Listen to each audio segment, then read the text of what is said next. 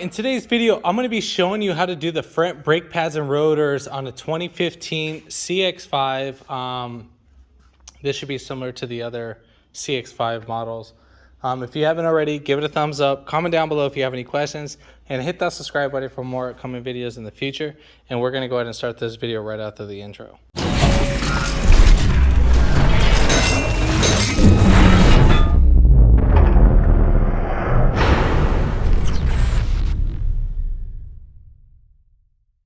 First things first, we got to go ahead and jack up the vehicle. I am going to be lifting it up from right here on this little bushy knuckle where those two bolts are. So I'll lift it up right there. You can either lift it up from the subframe, which is that metal pipe, and so forth. But I'll be putting my jack stand on that pipe just as support. So as you can see right there, we'll jack it up from right there. Make sure your emergency brake is on, and then you have wood on both sides of the tire. All right, so we're going to go ahead and take off our wheel. That's going to be a 21 millimeter.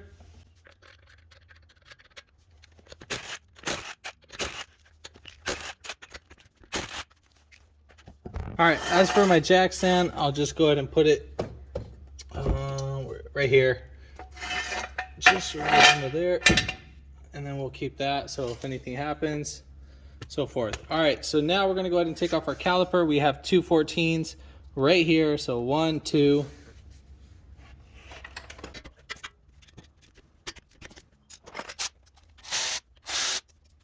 All right, so next we're going to go ahead and take off our 17 millimeters. So we got 1, 2. That's going to be holding on the caliper bracket.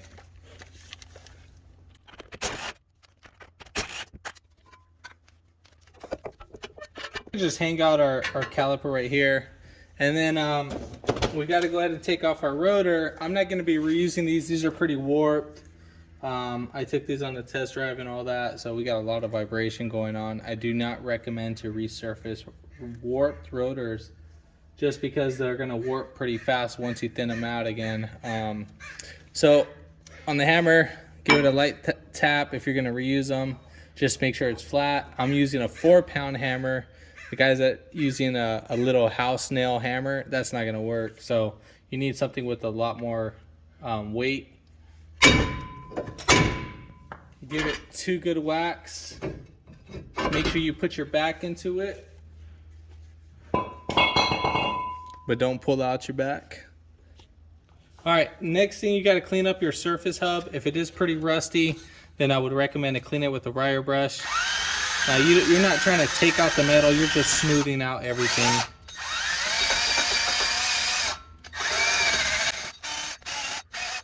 I just had this in from another shop. Not this particular vehicle, but another one where they did the rotors. It had too much rust, and then the customer was getting a crazy wobble as he was driving off. So always pay attention to these guys. That's the last thing what we want. That shop didn't take that extra per step. And they ended up getting a bill sent from the customer over there. And then the same thing for this shop too. I guess they couldn't even take off the rotor or the caliper bolts. I mean, I don't know which shop. If they can't take these guys off, then what the heck. The passenger side was a nightmare to take off. But the driver's side, I mean, I used the impact gun. I had to use the impact gun for the other side too, but still I don't get how you can't take it off. But I'm not gonna lie, to do it by hand was a different story, but with the impact gun, that was another story. All right, so when you get your rotor, you are gonna need to clean these up. Not all of them. Some come with the coating like this one does. So this one has a lot of coating grease on it. So on your rag, you're just gonna spray some brake cleaner on there. And then from here, you're just only gonna be using a little amount. And then you just wipe down your rotor just like this. And then we're just taking off all that coating. I don't care about the little hub piece, the top hat. All I care about is where the brake pads are gonna land on. All right, so now we can slap back on our rotor.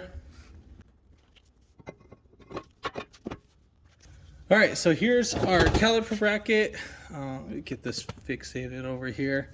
So now pay attention. We have 2 setups right here. let's see. All right, so we'll just pop those out. If you need to, get a wire brush, clean up right here. My area has been clean, and so forth. So we'll get our new pads, get our new hardware. If you don't have a new hardware, trust me, it's not the end of the world. You can just wire brush the old hardware kit. It's perfectly fine. Trust me, it's not the end of the world. All right, so when seating these guys in, you need to make sure, get this zoomed in. You need to make sure that this is fully flat right there. And the same thing right over here. You want to make sure that this, if it wants to focus,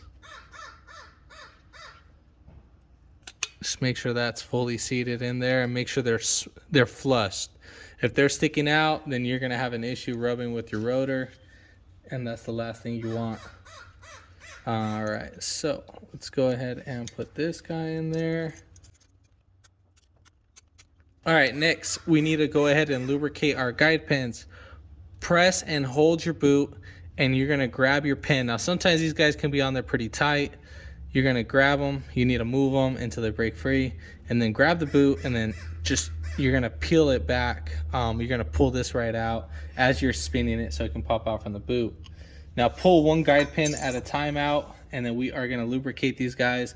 If they are pasty, wipe them clean, and then go ahead and re-grease them. Mine aren't pasty. I'm not gonna go ahead and clean them, so they're perfectly fine. We're just gonna slap on decent amount of grease, and then we're gonna slide this right back into our guide pin area, or a caliper bracket. So as you push in, sometimes these guys will build up air on the tunnel, and then you have to push down, or the air can build up right here, and then you just kind of pinch this right here. So you're just gonna pinch it a little bit so where you can get some air coming out. And then same thing for this one. This one's has a rubber in it, so you can see that rubber right there. So same setup, just go ahead and grease it. All right, so now we are ready to slap in our caliper bracket.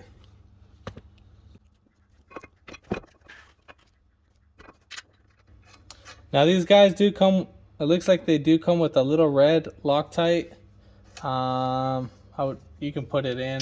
That's probably why the other shop had a hard time. I mean, I just don't know why the other shop had a hard time. I mean, I don't know why. It's probably they just forgot to do it, or they're kind of cheap out.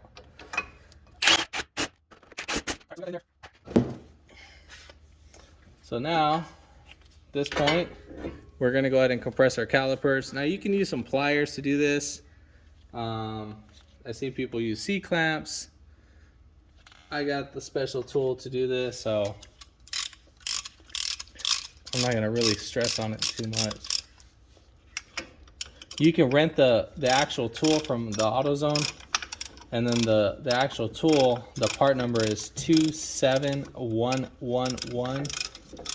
You can get that. That one's a little bit different setup. I do have videos on that. All right, so here is our brake pads. We need to put our wear sensor. If it doesn't come with the new one, you need to go ahead and pull it off your old one and switch it right over. So this needs to be on the inner side, on the top. So make sure it's on the top and not the bottom, because the top is actually gonna be its point of wearing out faster. So you're gonna bring it in like that. So like you're diving into the pool, and then you're just gonna bring back your legs, and then so forth. So now we're gonna go ahead and put some grease on these guys. This will keep it from squeaking. You're gonna put it on your edges where your contact points. So put them on all your little corners right here, right there, right there, and right there. Same thing for the bottom. So that's the only spot you're gonna put grease. You're not gonna put it anywhere else, because if you do, you're just wasting your time. All right, so make sure you put these pads in. I mean, it's really easy to put these guys in. It's not hard. Then we're gonna go ahead and put in our caliper. Now you can't put this caliper in two ways of binding up this hose. It should, you know, just look like a backwards J. So it shouldn't be binding. And then right here are little guide pins. Make sure that these guys are sitting flush with the caliper itself and not against it. So like right here, for instance, let me just bring this back. That's wrong. You see that? You see how there's a gap? It needs to be fully seated right there where the actual bolt's gonna be. If not, you're gonna have a major issue.